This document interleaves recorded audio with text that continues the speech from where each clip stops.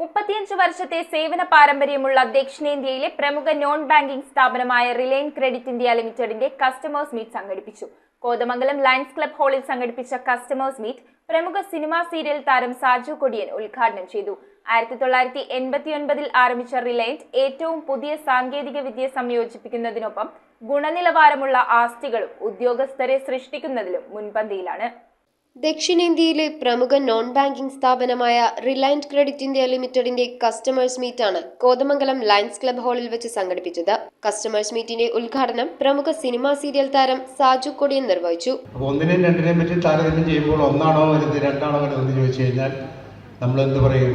എല്ലാം തുടങ്ങുന്ന ഒന്നിൽ നിന്നാണ്. അതുകൊണ്ട് ഒന്നാണ് വലുതെന്ന് നമുക്ക് പറയാൻ സാധിക്കും. അപ്പോൾ ഒന്നിനെ പറ്റി ഒന്നിനും കൊള്ളില്ലാത്തവരെന്ന് നമ്മൾ പറയും, അല്ലേ? അപ്പോൾ രണ്ടർത്ഥമുണ്ട്. ഒന്ന് നല്ലതാണെന്നും പറയും, ഒന്നിനും കൊള്ളില്ലാത്തവനാണെന്നും പറയും. രണ്ടിനെ പറ്റി പറയും, രണ്ട് കെട്ടവനാണെന്നും പറയും.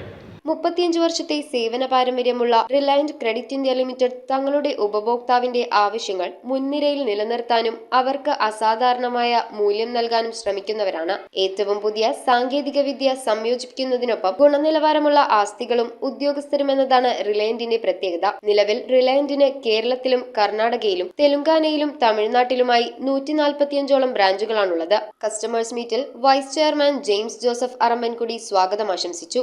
കഴിഞ്ഞ സാമ്പത്തിക വർഷം 700 കോടിയുടെ ടേൺ ഓവറാണ് കമ്പനി കൈവരിച്ചതെന്നും ഈ സാമ്പത്തിക വർഷത്തിൽ 1000 കോടിയുടെ ടേൺ ഓവറാണ് റിലയൻസ് ക്രെഡിറ്റ് ഇന്ത്യ ലിമിറ്റഡ് ലക്ഷ്യമിടുന്നതെന്നും ചടങ്ങിൽ അധ്യക്ഷത വഹിച്ചുകൊണ്ട് Reliance Credit India Limited managing director Jose Kutty Xavier പറഞ്ഞു. റിലയൻസിനെ സംബന്ധിച്ചിടത്തോളം എല്ലാ വർഷവും തന്നെ നമ്മുടെ കസ്റ്റമർ മീറ്റ് നടത്താറുണ്ട്. എന്തിനു വേണ്ടിയിട്ടാണ് കസ്റ്റമർ മീറ്റ്? തീർച്ചയായിട്ടും ഒരു പ്രസ്ഥാനം, ധനകാര്യ സ്ഥാപനം എന്നത് അതിൻ്റെ വളർച്ച എപ്പോഴും നിക്ഷിപ്തമായിരിക്കുന്നത് അവരുടെ ഇൻവെസ്റ്റേഴ്സിനും കസ്റ്റമേഴ്സിനുമാണ്. അവരാണ് പ്രസ്ഥാനത്തെ വളർത്തുന്നതും തളർത്തുന്നതും. അവര് നന്നായിട്ട് അവരെ കൂടെ നിർത്താൻ സാധിച്ചാൽ പ്രസ്ഥാനങ്ങളുടെ വളർച്ച വളരെ ഫാസ്റ്റായിട്ട് നടക്കും. തുടർന്ന് കോതമംഗലംകാരനായ GCC ട്രേഡ് കമ്മീഷണർ ഡോക്ടർ അനി കുഞ്ഞപ്പന് ആദരവ് നൽകി.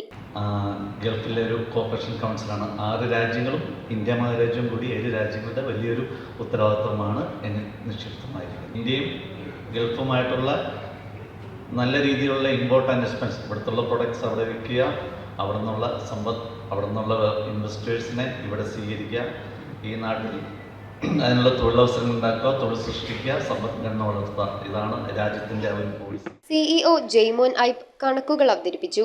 ഏരിയ മാനേജർ ഷാജൻ പീച്ചാട്ട് നന്ദിയും രേഖപ്പെടുത്തി. 300-ലധികം നിക്ഷേപകരാണ് കസ്റ്റമേഴ്സ് മീറ്റിൽ പങ്കെടുത്തത്.